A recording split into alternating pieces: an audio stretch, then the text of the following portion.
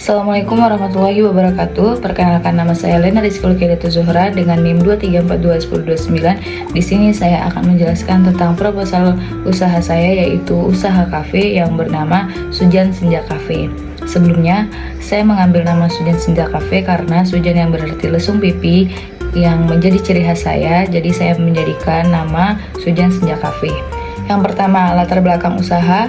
Di sini saya menjelaskan bahwa Sujan Cafe itu adalah destinasi kuliner tepi pantai di Pantai Taliwang yang menggabungkan pengalaman estetik dengan harga terjangkau.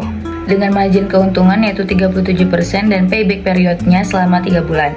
Bisnis ini layak direalisasikan. Selanjutnya yaitu visi, misi, dan konsep. Visinya yaitu menjadi kafe pinggir pantai pilihan utama yang dikenal karena kenyamanan, keramahan, dan cita rasa khas pesisir. Nah, kita mengedepankan yaitu kualitas dan harga yang menyajikan produk makanan dan minuman berkualitas dengan harga yang terjangkau. Selain itu, kita mengutamakan pelayanan yang ramah, cepat, dan profesional. Selain itu, keselarasan alam yang menjaga kebersihan dan keindahan yang selaras dengan alam pantai. Dan juga ekosistem lokal, yaitu membangun kemitraan strategis dengan nelayan dan pemasok lokal. Untuk konsep di sini saya menggunakan kayu, bambu, dan nuansa senja karena bambu dan kayu ini menurut saya cocok dengan suasana pantai, apalagi senja. Pastinya ada beberapa dari kalangan yang menyukai keestetikan tersebut gitu.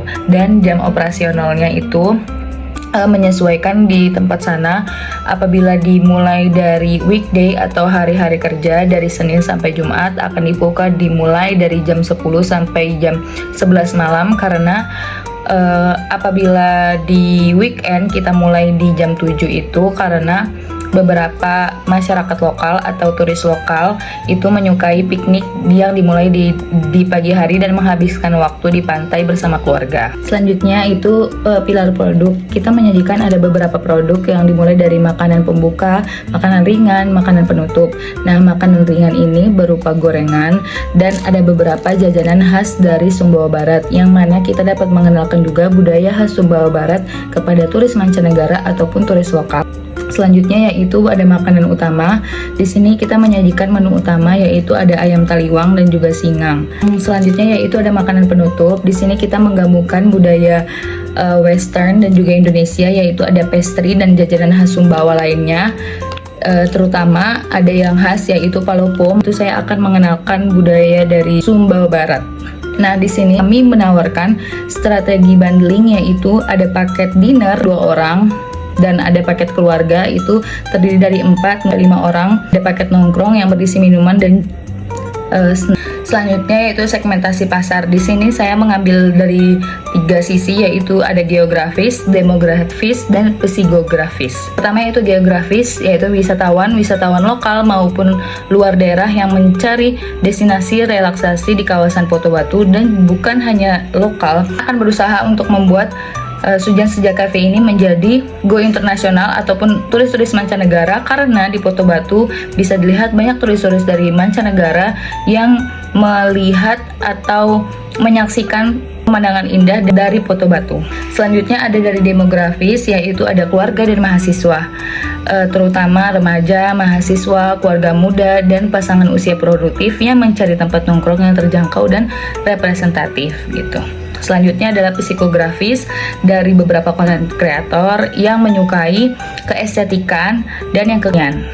Selanjutnya adalah peta posisi kompetitif, yaitu ada dimulai dari bawah, ada warung tradisional, Sujan Senja Cafe, dan resort high end. Maksudnya di sini dari segi harga dan dari segi estetika, Sujan Senja Cafe berada di tengah-tengah karena kami tetap mengutamakan harga yang terjangkau dan akan tetapi tetap dengan suasana yang bisa dibilang estetik dan kekinian. Jadi kita tidak mengutamakan untuk benar-benar harga yang overpriced mungkin karena bisa dikatakan di Nusa Tenggara Barat tidak semuanya menyukai hal-hal yang high end. Jadi kita berada di tengah-tengah. Selanjutnya yaitu marketing mix. Di sini saya ada 4P, yaitu produk, price, place, dan promotion. Yang pertama yaitu produk. Kami mengutamakan produk menu yang berkualitas dengan cita rasa pesisir, penyajian estetik, bahan lokal segar, dan variasi snack hingga main course. Kenapa? Karena di sini pastinya suatu tempat itu dipandang dari suatu produknya, apakah produk itu sesuai dengan tempatnya atau hanya menang di tempatnya saja gitu. Jadi kita tetap mengutamakan suatu produk ini layak untuk dijadikan destinasi gitu. Selanjutnya yaitu price. Kita akan menaruh harga yang kompetitif dimulai dari Rp15.000 hingga Rp75.000 per itemnya. Pastinya di sini juga kita mengikuti standar dari harga dan mengikuti beberapa dari pemasok dan juga nelayan. Karena kita di sini menunya pastinya ada berbau seafood dan juga yang lain-lainnya. Makanan dan tempat ini dikatakan worth it gitu dan tidak overpriced. Selanjutnya yaitu ada place, lokasi yang strategis di pinggir pantai Poto Batu Taliwang, yang mana desainnya yang open air dengan view laut langsung dan akses yang mudah. Karena lagi-lagi kami di sini bukan hanya menjual produk, kami juga ingin memperlihatkan pemandangan dan view yang indah dari Pantai Poto Batu. Selanjutnya yaitu promotion, digital marketing via Instagram dan TikTok, kolaborasi food vlogger, promo grand opening, dan loyalty card. Maksudnya di sini kami akan mengenalkan atau berkolaborasi dengan beberapa influencer yang ada di Nusa Tenggara Barat, ataupun bisa saja ada beberapa influencer lainnya yang di luar daerah yang tertarik untuk mengunjungi tempat kami, lebih tepatnya di Sumbawa Barat. Dengan itu kami bisa mengenalkan budaya Sumbawa Barat dan keindahan Sumbawa Barat agar dikenal lebih banyak oleh orang-orang. Selanjutnya ada analisis risiko dan mitigasi. Pastinya beberapa tempat juga memiliki resiko masing-masing. Di sini resiko yang mungkin terjadi yaitu dari cuaca yang ekstrim, korosi material, regulasi dan perizinan, dan juga persaingan. Akan tetapi, strategi mitigasi juga akan kami siapkan. Yang pertama, semi outdoor dengan atap reactable dan area indoor cadangan akan membantu apabila sewaktu-waktu ada cuaca yang tidak diinginkan. Korosi material, kami akan memilih material yang anti karat, perawatannya juga berkala seperti setiap 2 minggu sekali gitu. Agar tempat tersebut tetap terjaga, terlihat baik, dan dapat dan layak dikunjungi. Selanjutnya yaitu pengurusan izin lengkap sebelum operasional pasti tetap akan kami laksanakan karena kami tidak ingin memunculkan konflik yang tidak diinginkan. Selanjutnya yaitu persaingan, diferensi melalui estetika, inovasi menu berkala, dan loyalty program. Pastinya kami akan terus berkembang agar beberapa konsumen nyaman dengan tempat kami. Adapun beberapa rantai pasok kami yaitu pertama dari pemasok lokal, selanjutnya yaitu dapur produksi, pelanggan, dan juga dampak ekonomi. Selanjutnya analisis operasional dan perjalanan pelanggan. Yang pertama pastinya persiapan di pagi hari, penyambutan yaitu proses dapur, pengalaman, dan pembaruan evaluasi pasti akan terus kami kembangkan. Selanjutnya yaitu ada struktur organisasi. Yang pertama pastinya dipimpin oleh owner atau manajer. Selanjutnya ada bagian dapur, pelayan, kasir, dan juga kebersihan dan keamanan. Model lean team, setiap anggota memiliki multiperan untuk efisiensi operasional. Total ada 5 personel pada fase awal dengan potensi penambahan sesuai dengan pertumbuhan bisnis. Kami juga berharap apabila selanjutnya bisnis kami berkembang, maka kami akan lebih membuka banyak lapangan pekerjaan kembali untuk bisa dapat bekerja sama dengan Sujan Senja Cafe.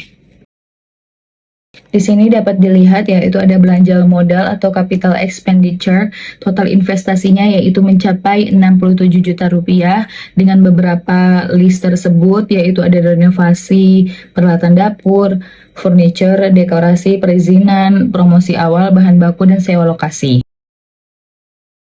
Selanjutnya yaitu proyeksi keuangan bulanan. Di sini dapat dilihat bahwa total biaya operasionalnya mencapai Rp37.750.000. Nah, laba bersihnya dapat kurang lebih dengan angka Rp22.250.000 per bulannya, mencapai angka 37%. Selanjutnya, proyeksi titik impas atau break even. Lihat dari profit awal dari bulan pertama yaitu ada 22.250.000. Bulan kedua mulai meningkat. Setiap bulannya akan terus meningkat sesuai dengan laba bersih bulanan yaitu BEP-nya tercapai pada bulan ketiga sesuai dengan margin 22.250.000 yaitu 37%. Yang terakhir yaitu kesimpulan kelayakan usaha. Di sini ada 4, pastinya dari aspek pasar, aspek teknis, aspek keuangan, dan aspek sosial.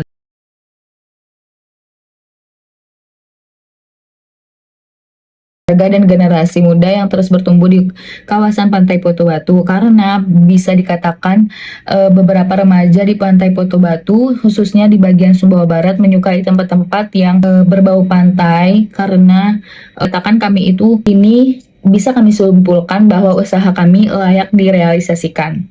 Mungkin cukup sekian dari saya. Mungkin ada saran, tetap kami terima karena kami akan terus berkembang. Terima kasih, kurang lebihnya mohon maaf. Wassalamualaikum warahmatullahi wabarakatuh.